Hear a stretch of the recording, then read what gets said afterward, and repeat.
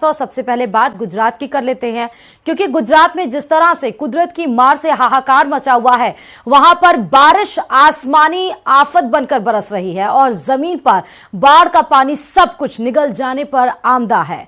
गुजरात के 27 जिले बाढ़ से प्रभावित हैं, वहीं 24 नदियां खतरे के निशान से ऊपर बह रही हैं। हालात इतने खराब हो गए हैं कि सेना को बुलाना पड़ा।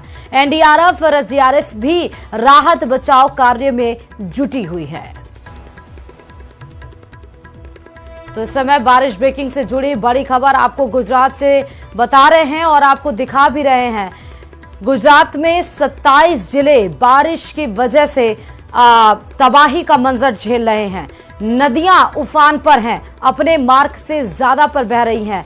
चाहे गुजरात के वो जो तमाम आपको तस्वीरें अलग अलग शहर से नजर आ रही हैं, वडोदरा से लेकर गांधीनगर तक गुजरात में हर एक जगह पर बाढ़ का मंजर देखा जा रहा है। अगर गाड़ियां सड़कों पर दौड़ रही हैं तो वो लबालब सड़कें पानी से भरी हुई हैं। घरों के अंदर पानी भरा हुआ है, सरकारी दफ्तरों के अंदर पानी भरा हुआ है। ड्रोन के जरिए निगरानी रखी जा रही है, हेलीकॉप्टर के जरिए जो लोग फंसे हुए हैं उनका रेस्क्यू किया जा रहा है। एसडीआरएफ और एनडीआरएफ की टीमें अब लगा दी गई हैं। देश के सेना ने गुजरात में मोर्चा संभाल रखा है।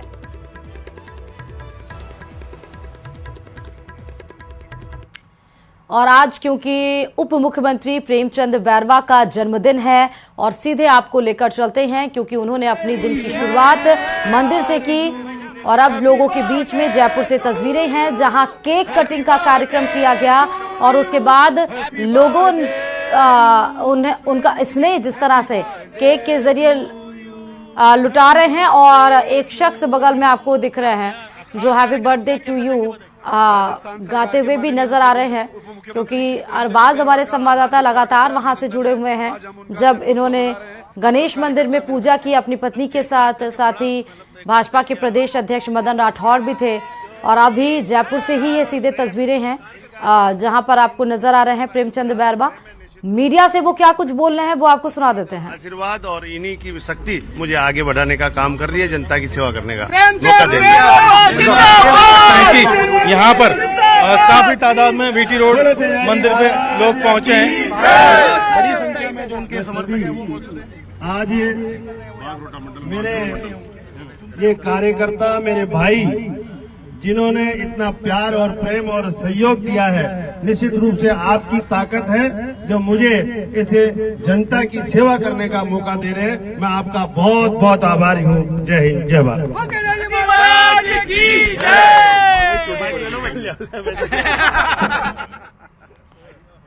तो कार्यकर्ताओं के द्वारा किस तरह से आप देख सकते हैं कि उनके जन्मदिन को मनाया जा रहा है, कार्यकर्ता किस तरह से स्नेह लुटा रहे हैं। और आपने उप मुख्यमंत्री प्रेमचंद बैरवा को भी सुनते हुए बोलते हुए सुना कि उन्होंने कहा कि कार्यकर्ता हैं तो मजबूती है और यही मजबूती उन्हें शक्ति, उन्हें ऊर्जा। लोग आए हैं यहाँ पर बाकायदा पहुँच रहे हैं।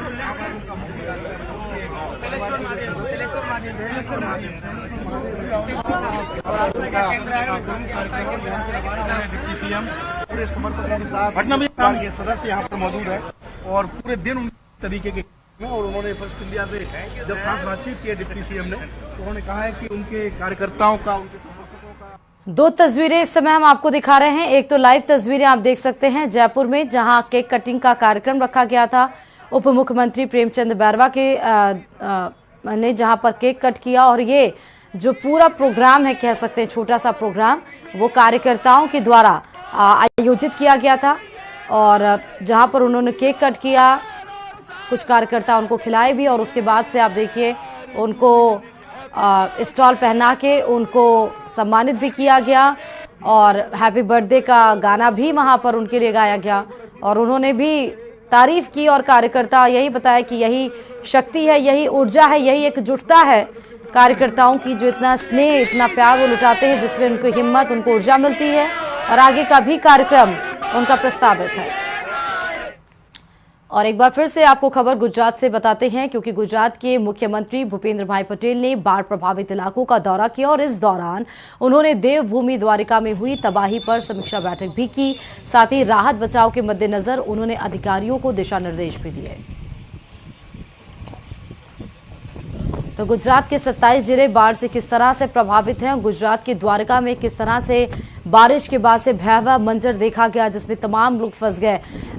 बारिश ने किस तरह से वहां पर तबाही मचाई, उसके बाद से वो सीधे भूपेंद्र भाई पटेल यानी कि जो गुजरात के मुख्यमंत्री हैं वो वहां का जायजा लेने के लिए पहुंचे। अधिकारियों को दिशा निर्देश भी दिए गए और द्वारका की परिस्थिति को संभाला जाए इसको लेकर भी उन्होंने वहां पर अधिकारियों को सुनिश्चित किया।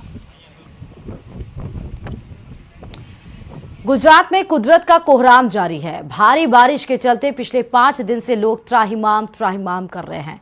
शहर शहर सैलाब से मची तबाही का भयावह मंजर है। मौसम विभाग ने अगले 48 घंटे में भारी बारिश का हाई अलर्ट जारी किया है। देखिए रिपोर्ट।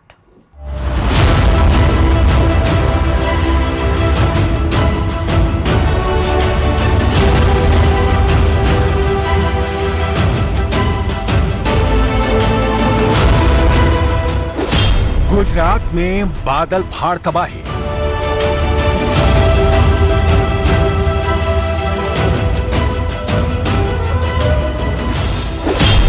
ग्यारह जिलों में सैलाब का रेड अलर्ट।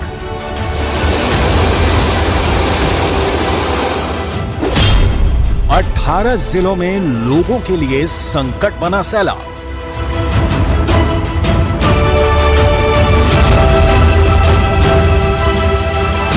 गुजरात का हर जिला इन दिनों भीषण बारिश और सैलाब की चपेट में है।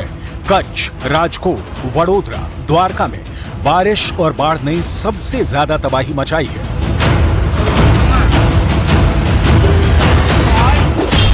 मौसम विभाग के मुताबिक गुजरात में 5 दिनों तक भारी बारिश का अलर्ट जारी किया गया है। 18 जिलों में बारिश की वजह से हालात सबसे ज्यादा खराब हैं, तो 11 जिलों में बारिश का रेड अलर्ट जारी किया गया है, तो 22 जिलों में येलो अलर्ट है।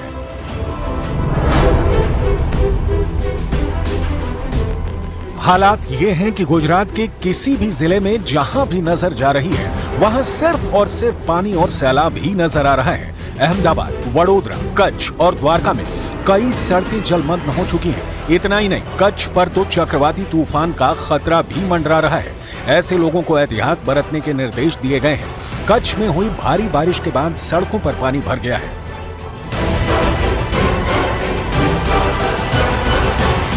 सिर्फ कच्छ ही नहीं, जामनगर में भी हालात जस के तस बने हुए हैं।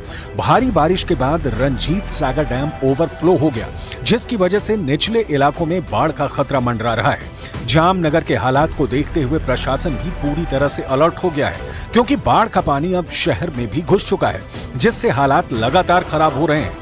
डैम ओवरफ्लो होने और नदी में आए उफान की वजह से कई जगहों पर पानी सड़क से ऊपर बहता नजर आया। कई जगह तो पुल भी पानी में डूबे दिखाई दिए। गुजरात के पोरबंदर में भी हालात ठीक नहीं है। वहां भी नदियों में उफान की वजह से कई गांवों का संपर्क टूट गया है और पानी पुल के ऊपर से बह रहा है। और वहां सैलाब के बीच पुल पार कर रही एक कार नदी में गिर गई और इस हादसे में कार सवार समेत 3 लोगों की मौत हो गई। अब आपको गिर सोमनाथ की तस्वीर दिखाते हैं। भारी बारिश के बाद वहां शिंगोड़ा नदी उफान पर है। शिंगोड़ा डैम का गेट खुलने के बाद नदी खतरे के निशान को पार कर गई है, जिसके बाद नदी के किनारे बसे कई गांव बाढ़ की चपेट में आ गए। नदी के रौद्र रूप को देखकर वहां के लोग डरे सहमे हुए हैं। गुजरात के अलग अलग इलाकों में बाढ़ के हालात को देखते हुए एयरफोर्स ने मोर्चा संभाल लिया है। बाढ़ प्रभावित लोगों तक हर संभव मदद पहुंचाने की कोशिश की जा रही है। लोगों को खाने के पैकेट पहुंचाए जा रहे हैं। वहीं हेलीकॉप्टर की मदद से बाढ़ प्रभावितों को रेस्क्यू भी किया जा रहा है।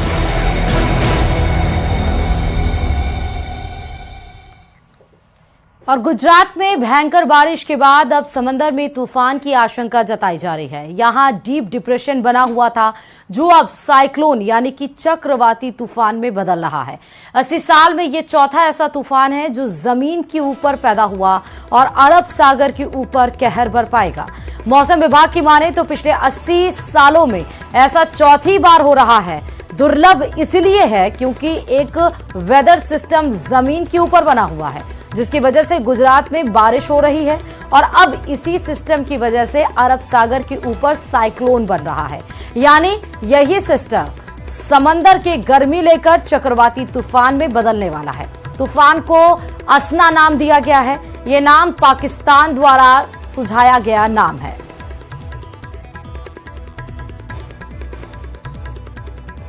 साथ साथ में पुलिस द्वारा हर इलाके में जहाँ पे जो लोग विजिट कर सकते हैं और जो उनकी सेफ्टी में इश्यूज हो सकते हैं, वहाँ पे पुलिस द्वारा बंदोबस्त रखा हुआ है।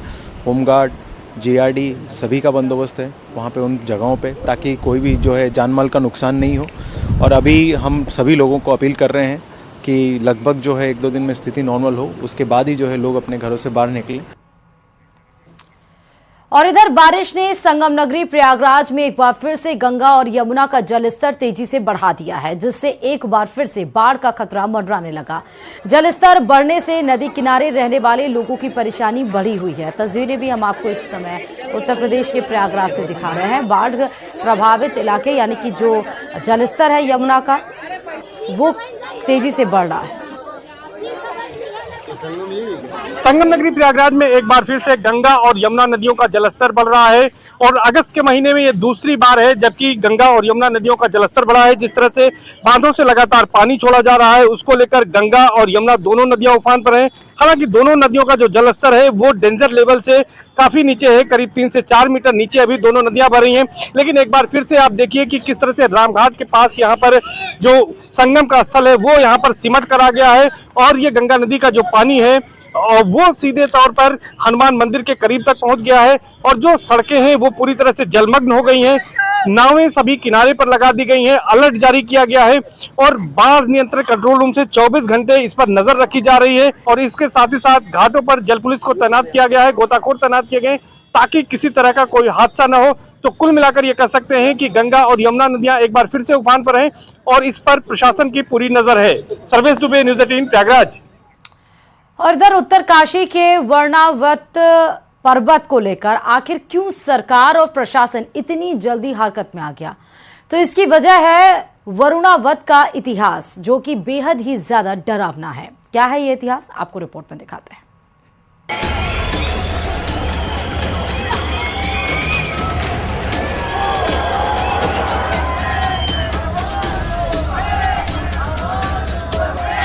करीब 2 साल पहले हुई जोशीमठ भू धसाव की घटना के बाद अब उत्तरकाशी में भी एक नया संकट खड़ा हो गया है। लेकिन उत्तरकाशी का संकट थोड़ा अलग है। यहाँ शहर के ठीक ऊपर वरुणावत पर्वत पर लैंडस्लाइड शुरू हो गया। पिछले कुछ दिन से यहाँ लगातार पत्थर गिर रहे हैं। डर इस बात का है अगर इसका दायरा बढ़ा तो वरुणावत एक बार फिर से पूरे शहर को अपनी चपेट में ले सकता है।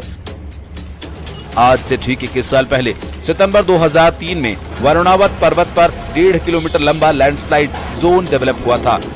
तब बिना बारिश के वरुणावत पर्वत दरका था तो 1 महीने तक पहाड़ से शहर पर पत्थरों की बरसात होती रही। इससे हुए नुकसान की भी कल्पना इस बात से की जा सकती है कि इससे 221 घर तबाह हो गए, 362 परिवारों को विस्थापित करना पड़ा था।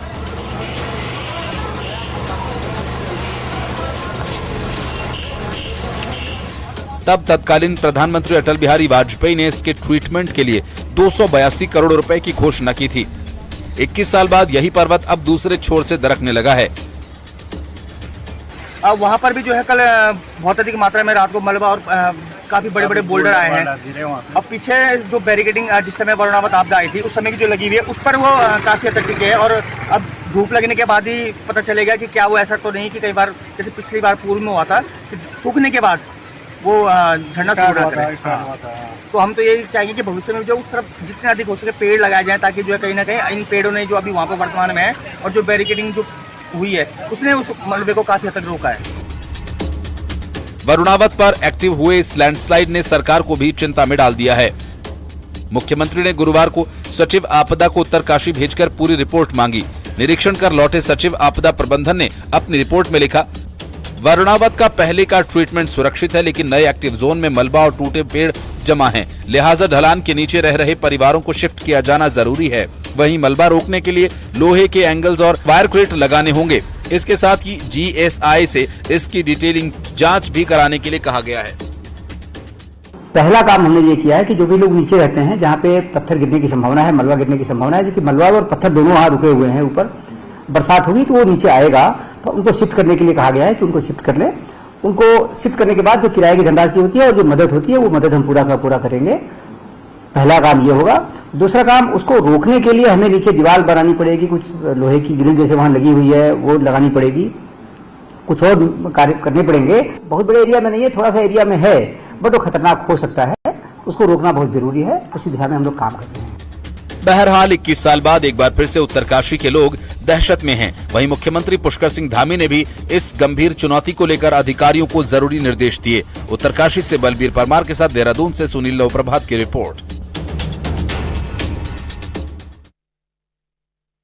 केरल के पालक्काड में राष्ट्रीय स्वयंसेवक संघ की अखिल भारतीय समन्वय बैठक आज होने जा रही है। ये बैठक सुबह 9 बजे शुरू होगी। 2 सितंबर तक चलने वाली बैठक में सर संचालक डॉक्टर मोहन भागवत, सर कार्यवाह दत्तात्रेय होसबोले समेत संघ के सभी 6 सह कार्यवाह और अन्य प्रमुख पदाधिकारी भाग लेंगे।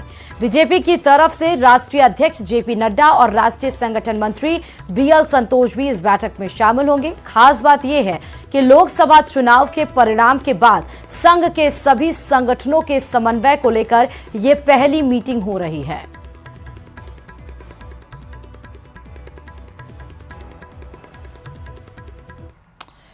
उधर कोलकाता रेप और मर्डर केस पर सियासत थमने का नाम ही नहीं ले रही है। बीजेपी और कांग्रेस के विरोध प्रदर्शन के बाद अब टीएमसी भी इसमें कूद गई है। बंगाल की मुख्यमंत्री और टीएमसी अध्यक्ष ममता बनर्जी ने ऐलान किया कि उनकी पार्टी आज प्रदेश के हर ब्लॉक में प्रोटेस्ट करेगी। टीएमसी फांसी की मांग को लेकर हर ब्लॉक में आज प्रदर्शन करेगी और इसके अलावा 1 सितंबर को टीएमसी का महिला मोर्चा भी प्रदर्शन करेगा।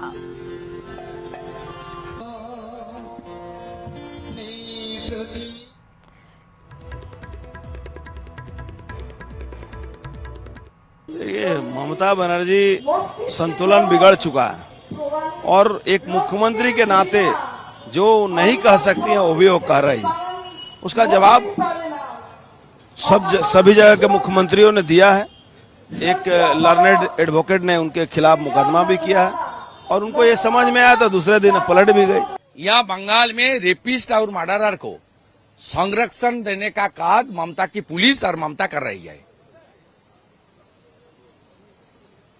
रेपिस्ट को कॉन्विक्ट करने का काम ममता बनर्जी का lawyer, police, IO, investigating agency और स्टेट गवर्नमेंट का लॉ एंड जुडिशियरी डिपार्टमेंट का जो रोल होता है वो रोल वो लोग नहीं निभा रहा है।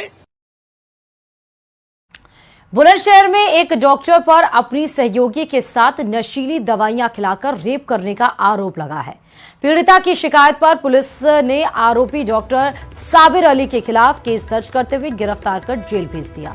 पीड़िता को मेडिकल जांच के लिए भेजा गया। महिला का आरोप है कि साथी डॉक्टर ने नशीली दवाएं खिलाकर कई बार उसके साथ रेप किया और पुलिस से शिकायत करने पर भाई को जान से मारने की धमकी दी, जिसके डर की वजह से वो पुलिस से शिकायत नहीं करती थी।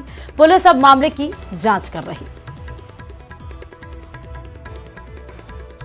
आज दिनांक 30 अगस्त 2024 को थाना अनूपशहर क्षेत्र अंतर्गत पुलिस के द्वारा एक युवती की लिखित तहरीर के आधार पर सुसंगत धाराओं में मुकदमा पंजीकृत करते हुए अभियुक्त साबिर निवासी संभल को न्यायिक अभिरक्षा में भेजा गया है।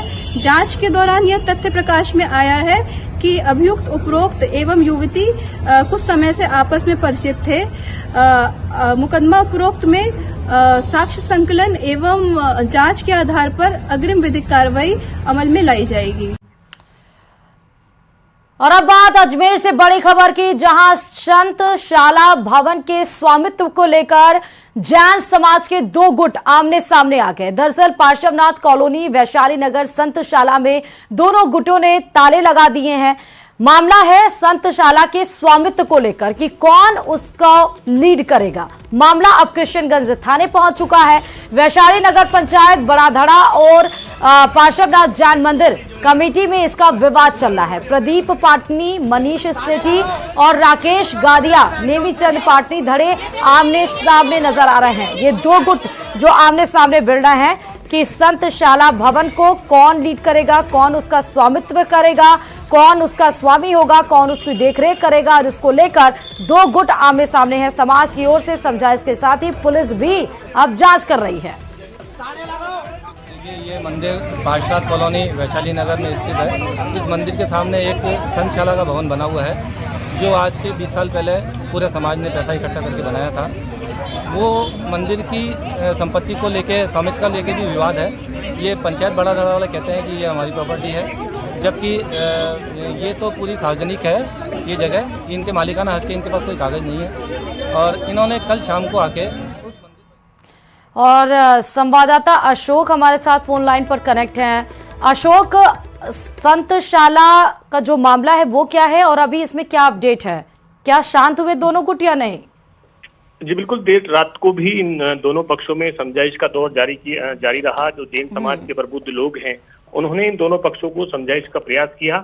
ये संतशाला वैशाली नगर में स्थित है, जहां पर विभिन्न सामाजिक कार्यक्रम होते हैं और ये इस शाला को किराए पर भी जो है विभिन्न कार्यक्रमों को लेकर दिया जाता है।